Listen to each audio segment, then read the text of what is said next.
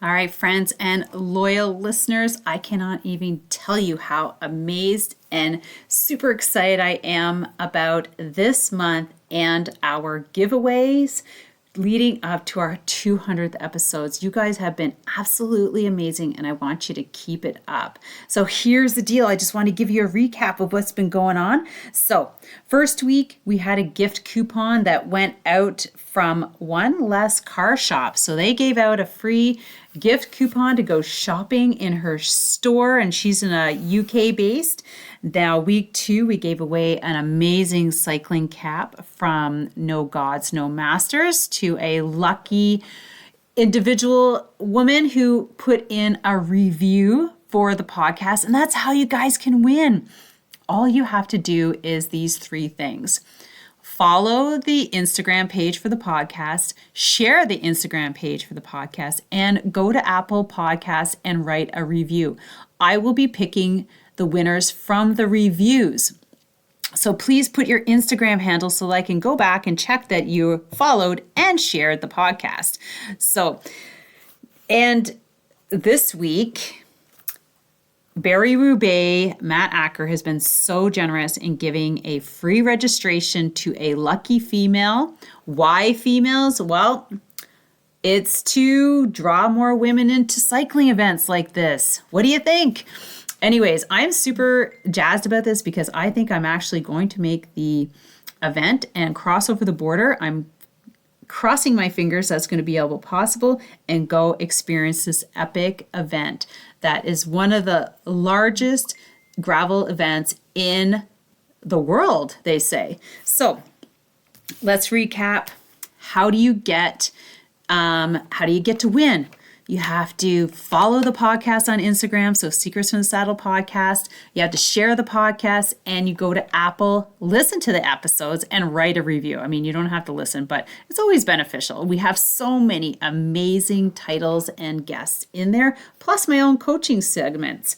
And you know what's even more cool about this is that I've been engaging in some of the guests who have shops or actual physical products or like events, race registrations to give out as gifts for the giveaway. And so that's what's super cool. It's just the collaboration that's been happening. And also I want to remind you that you can still win. If you write a review now and you don't win this week, you can win next week, the following week, or the following week. And plus our grand prize is, I have 2 grand prizes. One goes out to all the winners. Somebody gets picked there. And then the second one goes out to one lucky individual who put out a review. So you could still win in the grand prize. And so I'm looking for more and more reviews to get out on our podcast, because you know what that does? It helps drive our podcast to the top. And, you know, I just want the cycling podcast to get out to more people. It's just a really good way and to share all things cycling, right? So that's what I wanted to share with you. We're doing this all the way up to our 100th episode on March 11th, and that's when the grand prize draws or giveaways is going to happen. Please remember, follow, share, and review, and have yourself an amazing day, because you are an amazing individual, and enjoy this episode. All right, gang. Well, here it is. It's time for Coach's Corner, or maybe I should just say it's story time. But I've got maybe a little story for you, but this is also mid-February, and mid-February is, for us in the Northern Hemisphere, is kind of the time where, or it should be the time where you start checking in, checking in to see how the training is going, checking in to see if you're hitting milestones, checking in, or maybe it's a time where you have started to pick out some goals or pick out some events. Maybe you've been listening to my January series and now you have some new ideas of what you're going to do for this spring and this summer into the fall. I know I've got some new ideas as to what I want to do. But first, I just want to say thank you so much for being such amazing listeners and followers. I don't know if you've made it over to our Instagram account, but make sure that you're following there. As you probably heard from before this, getting into the segment, is that we have a giveaway, and make sure you're participating. Because if we have lots of participants, we're just going to be doing more of these as we go along. So, story time. Well, okay, so I'm just going to confess that I've been using a dumb trainer this whole time on Zwift and with power pedals. And it's been quite nice, I have to say, because I don't have to climb hills like you guys. You know what I'm saying? And I've quite gotten into this nice little habit because, anyways, I'm just appreciating it because when we go up the hills, the Zwift does make an adjustment to the amount of speed that I can go up those hills, and it makes it a little bit harder. But I am definitely not huffing and puffing like some people beside me.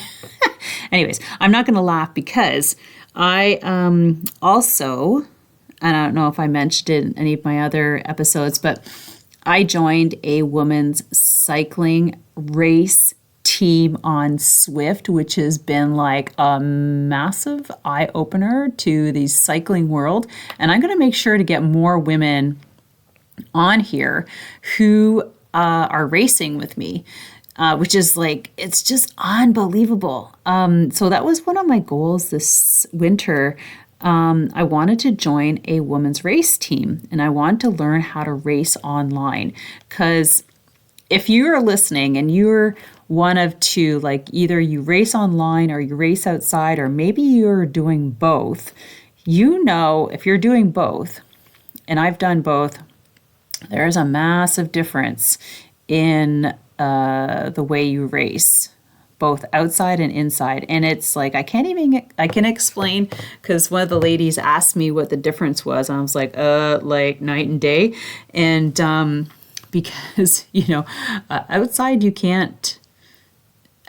you have to maintain distance, not distance, but like respect space. Like inside on virtual land, like you're riding over each other, you're riding through things, you're taking corners like you don't care. And it's just not like that outside, you know? Drafting, cornering, hill climbing, like it's so different. Anyways, I've just been had a huge eye-opening experience, and I absolutely really kind of like it. I did, however, have some really, really bad, I want to say really bad, but they were stinking results, you know what I'm saying? And it kind of put me back into, like, I was just like, oh my God, what am I doing? And should I be in a lower category? Like, I really suck. Like, I really suck, or I was sucking. And, but here's the thing. One event, I was in the wrong category. I don't know how I got into category A, but I got into category A, and I'm a category C racer. So right there, you can just see there's a little bit of a difference. And the other one was, it was just like, if you've ridden in New York on Zwift, it's an up and down roller hill race. And that was just not my forte. Like, not my forte. I'm like the more long endurance, couple hills, rollers. That's the thing that I freaking absolutely love. Anyways, those two experiences, I'm like, oh my God, I don't know if this is maybe for me. And maybe you've gone through that before. So I kind of, I kind of messaged my team leader, and I'm like, maybe I should go down a category and kind of work my way up again. She's like, no, Sylvie, you're fine. You just, you're going to be okay. And I'm like, oh, you really? So you know what? Everybody goes through that little bit of self-doubt that you're just like maybe not good enough for like the place that you're at, right? Have you ever felt like that? But here's the thing, and this is just something I realized, is that everybody has bad days. You can't be a superstar unless you're my girlfriend Monali, who's like just killing it all over the place. And I want to be like her, but she's been racing for like 3 years. So there's another thing you have to realize. You can't compare yourself. And it's so easy to do that, is comparing yourself to a teammate or a coworker or a friend or whatever. But, you have to consider like the background, like how long. It's not her first rodeo. And, like you're still sitting there learning and you like expect to be a superstar. Forget it. So it's things like that you have to sit back and just kind of like give yourself grace. And know that it's okay and to keep going, because next week is going to be a better week. And it was last week. Like I killed it. I didn't, I still finished top quarter, which is my goal for category C. So I was pretty happy with that. And I was, you go into little races like that with little goals. You have to, like, finishing first is not a goal unless like you really think you could do that. Goals when you go into these events is like, okay, based on my last experience, I'm going to either finish, which is like for teams, finishing, you get points. So you get finishing points, or I'm going to and this is something I was talking to my teammates, and this is something that has to happen before the race has even started, right? Like if you're racing online, getting a good placement, like at the start line, believe it or not, can make or break your whole experience. That means that as soon you're riding, and these corrals for races open 30 minutes before the actual race start. So you have to be on your Zwift trainer or sitting there waiting, like with everything logged on and everything connected. As soon as it says it's open, you click that button and it'll plop you into the starting group. So believe it or not, and if you've raced outside, you know exactly what I'm talking about. It's like when wherever you're starting your placement is going to be a good thing. Because if you wait for 15 minutes in to the start or when the corral opened, you know where you're going to be? At the back. You know where you don't want to be? At the back. You want to know why? Because you'll never make it all the way to the front. Like you'd have to be pulling 500 watts to actually be able to get anywhere closer to the front. You want to know another reason why you want to be close to the front? And that's the first thing, is getting logged in right when it opens, is because you have a chance of being in the first pack, like the lead pack. So number 2 is your start. So number 1 is getting a good starting spot at the start line. Number 2 is like pulling out the 300-400 watt start for at least a good 10 minutes. So that's something you have to train. And so with those 2 things, you have a good chance, a good shot of settling in and being able to ride at the front. And I'm not even kidding. Like, so that's a goal, right? Getting a good spot at the front and your start. Your start can make or break you as well. Not paying attention, not being revved up high enough, things like that. And then the other one is number 3 is like trying to always keep with a pack, whether it's the one you started with or if you fall off the end. So anyways, so these are just little things that I've been picking up. It's no brainer, but when I think about it inside compared to outside, I probably don't think about it as much inside now until late recently, and the importance of that. And also, okay, so remember I said that I was on a dumb trainer with power pedals. So I just recently shout out to my good buddy Mike Bennett of Eurosports here in Ottawa. He sold me a Tax Flux 2 at a drop dead rate. I mean, drop dead. So cheers to him. He's always been super good to me. You know, if you ever have one of those bike shops that you're so loyal to, his is mine. I love him. We've had one of those love-hate relationships. And if you want to listen to his episode, I think he's like episode 8. He's one of my first interviews. I'm trying to book him again because he has, he does custom paint work on his own Prologue frames. Really beautiful. Like me, really beautiful. So anyways, so now I've got this new trainer, and I set it up the other day, and I was riding it, and I'm like, oh my God, like, I didn't think, like, I missed, like, the hills, like, they would be this hard, but they were like, is this really hard? And then I was riding with my group, and she's like, well, did you calibrate it? And I'm like, no.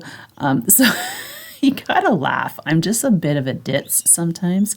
And I'm like, well, it didn't really say, like, it just sort of logged in and everything kind of connected. And so I was just wondering about that.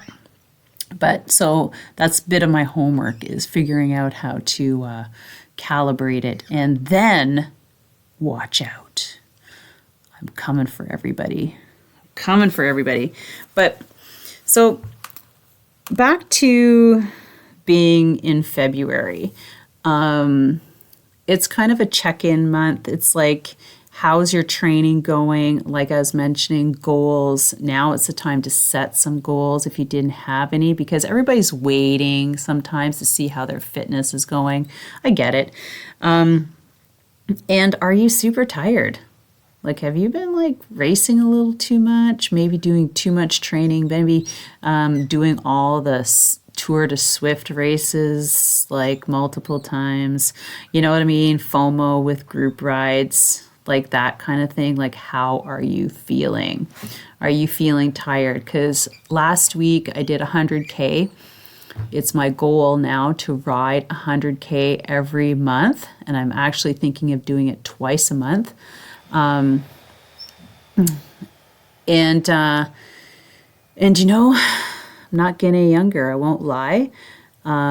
Age plays a huge role in your fitness and recovery levels. So I was, after last week, because I raced and I trained and I rode a really long, like for 4 hours, and I'm like, wow, I'm like really tired. And you have to listen to yourself. So I took Tuesday off from racing. You know, the girls are like, are you sure? Are you sure you can't race? Like, listen, people, you have to be strong. I actually, because I wasn't able to calibrate my trainer, I put my wheel back on and I got on my rollers, and I'm like, you know what? Maybe I'll just do that race.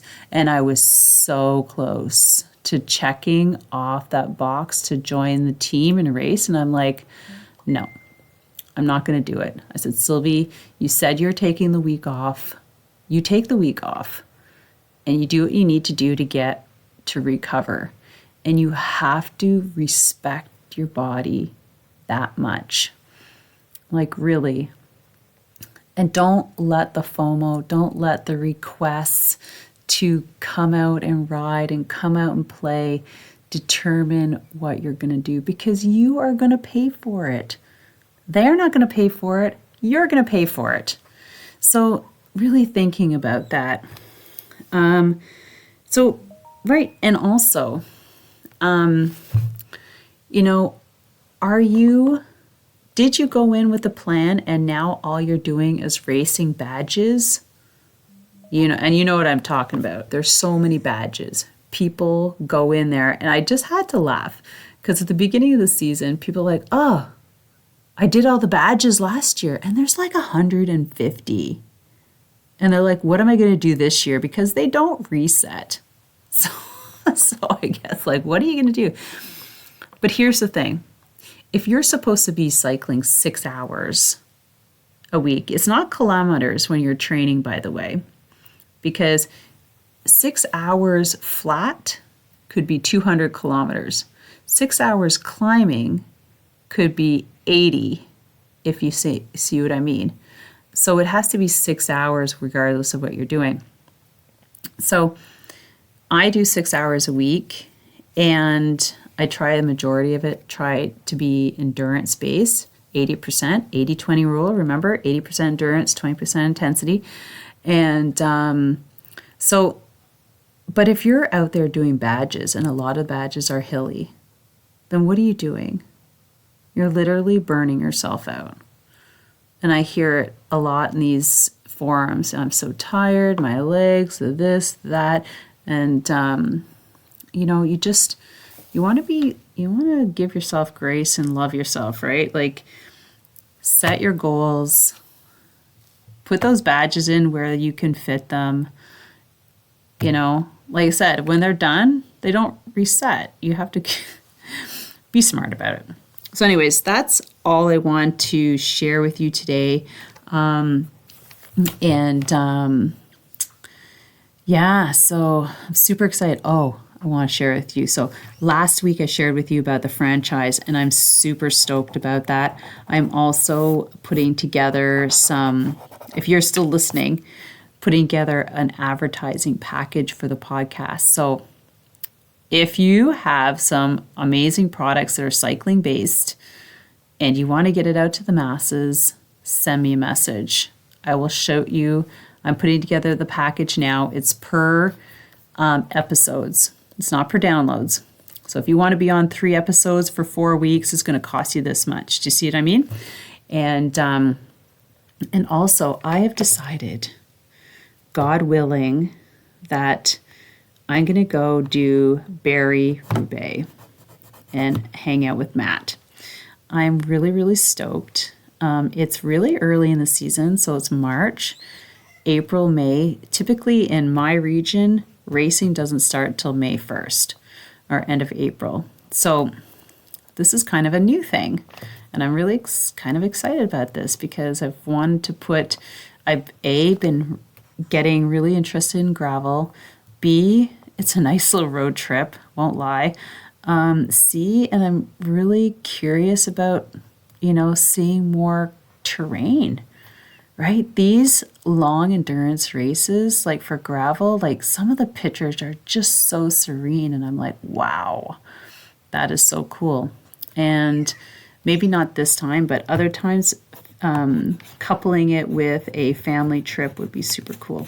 Anyways, so if you're doing something cool like that, message me on Instagram. I want to hear about it. Tag me on our Instagram podcast page. That's where you can find me most of the time now. Really working at building that up. Don't forget to share it and comment and like and, all that jazz.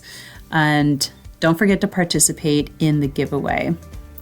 So that means reviewing this episode if you so desire, or just the podcast in general. All right, take care. I love you. Have an amazing weekend, and we'll see you next week. Thank you so much for spending this time with me on the Secrets from the Saddle podcast, learning more about citing people, places, and things that make cycling such an exciting sport. I am so glad you stopped by today. Please leave me a review if you feel so moved to do so. I would love to hear your feedback. And if you could take 1 second to share this episode with someone you think would enjoy it, I would be forever grateful. Also, if you could please leave me a review if you feel so moved by going to iTunes and leaving me an honest thought and an honest comment, telling me what you think, and most importantly, tell me what you'd like to hear more of. It would really help me to bring more great, inspiring cycling stories to you. Until then, have an amazing day. Make sure you ride your bike. And don't forget to visit my YouTube channel if you'd like to see the full version of this podcast live.